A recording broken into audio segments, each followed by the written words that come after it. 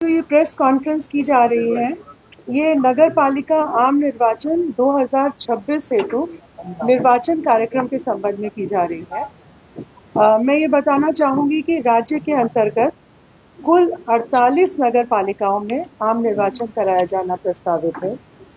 इन 48 नगर पालिकाओं में 9 नगर निगम हैं, 20 निर्वाचन अप्रत्यक्ष रूप से होगा। नगर विकास एवं आवास विभाग द्वारा झारखंड नगर पालिका निर्वाचन एवं चुनाव याचिका नियमावली 2012 में संशोधन किए गए हैं, जिसके अंतर्गत जो ये नगर पालिका निर्वाचन होने जा रहा है, ये प्रथम आम निर्वाचन मानते हुए इसी प्रकार से आरक्षण की कार्यवाही की गई है। दूसरी चीज ये है कि पिछड़ा वर्ग के अंतर्गत अत्यंत पिछड़ा वर्ग 1 और पिछड़ा वर्ग 2 के लिए आरक्षण का प्रावधान किया गया है।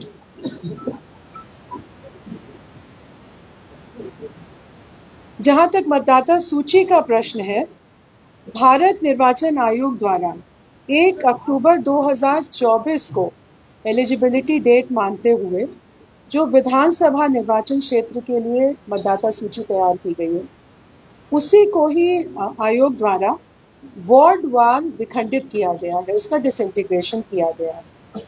और इस मतदाता सूची के अनुसार नगर पालिका क्षेत्र में कुल मतदाताओं की संख्या 43,33,574 है, 43,33,574, जिसमें पुरुष मतदाता 22,07,203 है और महिला मतदाता 21,26,227 है।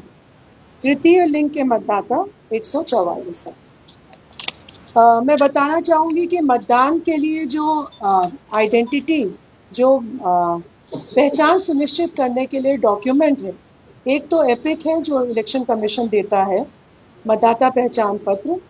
उसके अलावा अन्य वैकल्पिक जो डॉक्यूमेंट्स हैं, जैसे कि बाकी असेंबली इलेक्शंस में होते हैं, निर्वाचन तंत्र द्वारा जारी प्रमाणिक फोटोयुक्त मतदाता पर्ची, पासपोर्ट, ड्राइविंग लाइसेंस, केंद्र सरकार, राज्य सरकार, सार्वजनिक क्षेत्रों के उपक्रम, स्थानीय निकाय या पब्लिक लिमिटेड कंपनी द्वारा उनके कर्मचारियों को जारी किए गए सेवा पहचान पत्र जो फोटो युक्त होने होंगे। इसके अलावा पैन कार्ड, आधार कार्ड, एनपीआर, एमजी नरेगा के अंतर्गत फोटो युक्त जॉब कार्ड, फोटो युक्त स्वास्थ्य बीमा योजना या स्मार्ट कार्ड, फोटो युक्त पेंशन पेपर, ये सभी डॉक्यूमेंट पहचान के लिए वैलिड माने जाएंगे। कुल मतदान केंद्रों की संख्या 4,304 है, जो कुल 2,129 भवनों में अवस्थित है। मतदान केंद्रों में आधारभूत न्यूनतम सुविधाओं का प्रावधान किया गया है जिला निर्वाचन पदाधिकारी द्वारा। पेयजल की व्यवस्था, शौचालय, प्रकाश, इसके अलावा जो दिव्यांग व्यक्ति हैं उनके लिए रैंप का भी प्रावधान किया जाएगा। विधि व्यवस्था और सुरक्षा बलों की तैनाती, इस हेतु 8 जनवरी 2026 को एक बैठक यहाँ आयोग में आयोजित की गई थी, जिसमें नगर विकास एवं आवास विभाग, गृह विभाग, अपर पुलिस महानिदेशक अभियान, सभी जिला निर्वाचन पदाधिकारी, सभी सीनियर एसपी इसमें सम्मिलित हुए थे। डायरेक्टिंग के समय मतदान केंद्र में और काउंटिंग के समय मतगणना केंद्र में, और जो स्ट्रांग रूम होगा जहां पे बैलेट बॉक्सेस रखे जाएंगे, उसके लिए सुरक्षा बलों की व्यवस्था की जाएगी। जिला उप निर्वाचन पदाधिकारी और निर्वाची पदाधिकारियों का प्रशिक्षण यहाँ पर 2 चरणों में आयोजित किया गया था, 16 जनवरी 2026 को और 22 जनवरी 2026 को, ताकि निर्वाचन से संबंधित जो भी तकनीकी पहलू हैं उनके बारे में उन्हें पूरी जानकारी उपलब्ध करा दी जाए। इन इलेक्शंस के लिए ऑब्जर्वर्स का भी प्रावधान किया गया है, जनरल ऑब्जर्वर्स और इलेक्शन एक्सपेंडिचर ऑब्जर्वर्स। ये पूरी निगरानी रखेंगे इलेक्शन प्रोसेस पे और समय समय पर आयोग को अपना प्रतिवेदन उपलब्ध कराएंगे। ये जो चुनाव कराया जा रहा है नगर पालिका का, ये मतपत्र और मतपेटिका के माध्यम से कराया जा रहा है। पर्याप्त संख्या में मतपेटिका उपलब्ध हैं और इनकी साफ सफाई, रंग रोगन इत्यादि कर दिया गया है और जिला स्तर से मतदान कर्मियों को, मतगणना कर्मियों को इसको ऑपरेट करने के लिए ट्रेनिंग उपलब्ध कराई जाएगी।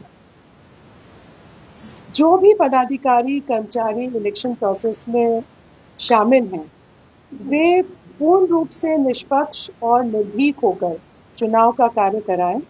इसके लिए दिशा निर्देश जारी किए गए हैं और इसमें किसी प्रकार की अगर कमी होती है या किसी प्रकार का कदाचार होता है तो आयोग द्वारा इस पर कार्रवाई की जाएगी। एक और महत्वपूर्ण चीज है कि अगर जहां पे भी इलेक्शन हो रहा है उसकी वल्नरेबिलिटी मैपिंग कराई गई है और ये सुनिश्चित किया जाएगा कि जो कमजोर वर्ग के मतदाता हैं वो निर्भीक होकर मतदान कर सकें। मतदान दलों का गठन एनआईसी का एक सॉफ्टवेयर है रेंडमाइजेशन के लिए, उसके द्वारा कराया जाएगा जिससे कि इसमें पूरी तरह से ऑब्जेक्टिविटी बनी रहे। इस नगर पालिका आम निर्वाचन में नोटा का प्रावधान नहीं और केवल कैंडिडेट्स को ही वोट देने का प्रावधान किया गया है। आज जो प्रेस नोट के माध्यम से निर्वाचन की घोषणा की जा रही है उसके साथ ही सभी 48 नगर पालिकाओं में आदर्श आचार संहिता लागू हो जाएगी। ये पंचायत और कैंटोनमेंट क्षेत्र पे लागू नहीं होगा, केवल नगर पालिका क्षेत्र पे लागू होगा। मतगणना के बारे में बताना चाहूंगी कि सभी जिला निर्वाचन पदाधिकारी द्वारा मतगणना केंद्र और स्ट्रांग रूम का प्रावधान किया जा चुका है, उसकी स्थापना का कार्य किया जा चुका है। इसके संबंध में डिटेल निर्देश आयोग द्वारा दिए जा चुके हैं। निर्वाचन में धन बल का दुरुपयोग ना हो इसके लिए सभी आवश्यक कदम उठाए गए हैं और इसके लिए जैसा मैंने बताया इलेक्शन एक्सपेंडिचर ऑब्जर्वर्स हैं और अभ्यर्थियों द्वारा किस अधिकतम सीमा तक व्यय किया जा सकता है इसका निर्धारण किया गया है, जिसकी सूचना आपको प्रेस नोट में मिल जाएगी। एक ये भी निर्देश दिया गया है कि जो भी महत्वपूर्ण चरण है इस निर्वाचन के, जैसे कि नॉमिनेशन फाइल करना, उनकी स्क्रूटिनी करना, जब प्रचार प्रसार होता है तो जो महत्वपूर्ण बैठकें हैं, सभा, जुलूस, मतगणना, ये इसमें वीडियोग्राफी कराने का निर्देश डिप्टी कमिश्नर्स को, जिला निर्वाचन पदाधिकारी को दिया गया है। जो निर्वाचन प्रक्रम है, जो ये आम निर्वाचन है, इसका तिथिवार मैं बताना चाहूंगी कि कल यानी 28 जनवरी 2026 को जिला निर्वाचन पदाधिकारी जो संबंधित नगर पालिका से संबंधित है वो प्रपत्र 5 में निर्वाचन की सूचना प्रकाशित करेंगे। 29/1/2026 से 4/2/2026 तक नाम निर्देशन करने की तिथि है, यानी नॉमिनेशन फाइल करने की तिथि है। इसकी स्क्रूटनी 5 फरवरी 2026 को की जाएगी। नॉमिनेशन वापस लेने की तिथि 6 फरवरी 2026 है। निर्वाचन प्रतीक आवंटन की तिथि 7 फरवरी है। सिंबल अलॉटमेंट 7 फरवरी को किया जाएगा और अगर निर्विरोध निर्वाचन नहीं होता है तो मतदान की तिथि 23 फरवरी 2026 होगी और मतदान की अवधि होगी प्रातः 7 बजे से अपराह्न 5 बजे तक। मतगणना की तिथि 27 फरवरी 2026 को होगी। तो ये पूरी प्रक्रिया 28 जनवरी 2026 से प्रारंभ होकर 27 फरवरी 2026 तक समाप्त हो जाएगी। धन्यवाद। सम्मेलन के और नगर निगम रांची में कई बूथ ऐसे हैं जिसको पानी जहाँ पे एक जगह से दूसरी जगह हटा के दिया गया है, मतदाताओं को परेशानी। ये संवेदनशील बूथों की संख्या है 2445 कुल पूरे राज्य में, पूरे झारखंड में, और अति संवेदनशील है 896, 896। कुछ बूथों को इधर पूरा जहाँ पिछले बार था वहाँ पर इस बार बूथ नहीं है। को हटाने के लिए कुछ क्या था? इसका तो ये एक एक बूथ वार अगर आप पूछेंगे तभी बताया जा सकेगा, क्योंकि इसमें ये होता है कि जिला निर्वाचन पदाधिकारी प्रस्ताव भेजते हैं और जो हमारा निर्देश है उसके आलोक में यदि वो सभी शर्तों को पूरा करता है तो उसका अनुमोदन आयोग द्वारा दिया जाता है। मैम ये इलेक्शन बैलेट से होगा।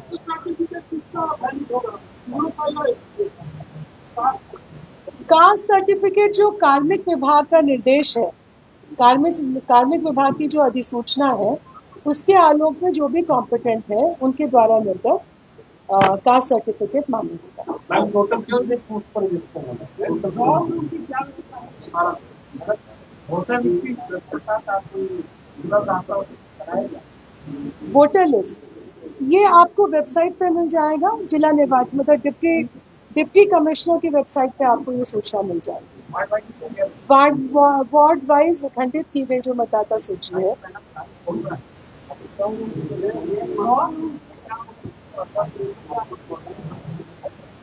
मतगणना केंद्र कहाँ होगा मैम?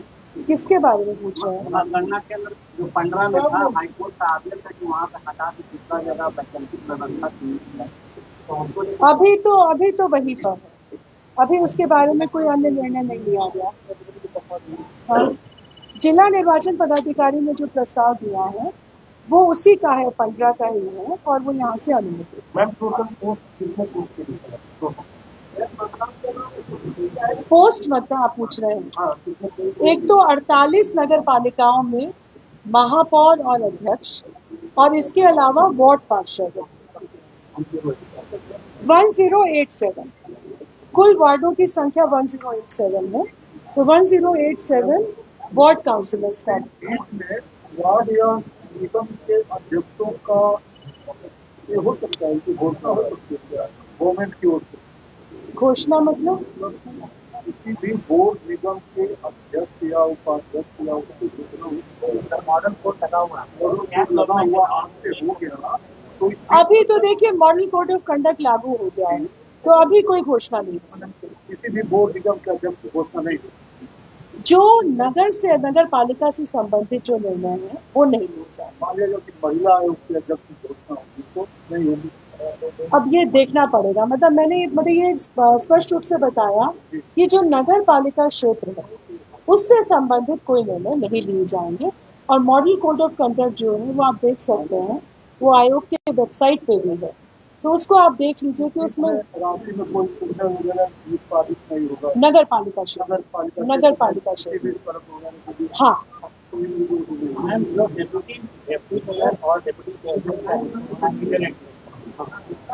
होगा या वो नहीं, उसका शेड्यूल इससे संबंधित नहीं है। लेकिन वो कब तक हो जाता है? उसको 30 मार्च से पहले हो जाएगा। और चुनाव आचार संहिता अभी से लागू हो जाए। हाँ, अभी से लागू, जैसे ये घोषणा की गई है वैसे ही चुनाव आदेश मतलब मॉडल कोड ऑफ कंडक्ट लागू हो गया है। रोड वगैरह, सरकारी प्रॉपर्टी, पोल वगैरह या वॉलीबॉल में जो पोस्टर वगैरह लगाया जा रहा है, ये तो चुनाव आचार संहिता में आ जाएगा ना, जिन प्रत्याशी खड़े होते हैं उनका क्या है? इसके बारे में जो मैंने बताया कि जो हमारा इलेक्शन एक्सपेंडिचर का प्रावधान है उस प्रावधान के अंतर्गत जो भी कार्य किया जाएगा वो उसमें कवर्ड होगा। जो वो खर्चा है उसको रिपोर्ट करना होगा जिला निर्वाचन पदाधिकारी को कि मैं कितना कर रहा हूँ। कितना खर्चा कर सकते हैं वार्ड पार्षद? मैंने इसमें प्रेस नोट में आपको पूरी जानकारी मिल जाएगी, बता तीनों को भी बता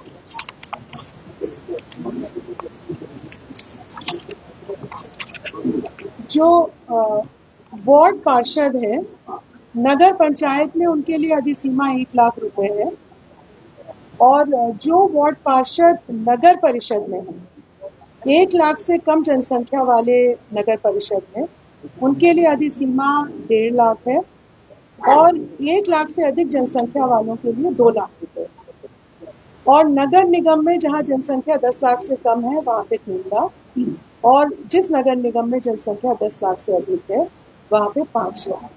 ये वार्ड पार्षद के लिए है और नगर पंचायत के अध्यक्ष के लिए 5 लाख रुपए, नगर परिषद के अध्यक्ष के लिए यदि जनसंख्या 1 लाख से कम हो तो 6 लाख रुपए, और जनसंख्या अगर 1 लाख से अधिक हो तो 10 लाख रुपए, और नगर निगम में 10 लाख से कम जनसंख्या के लिए 15 लाख, और 10 लाख और उससे अधिक जनसंख्या के लिए 25।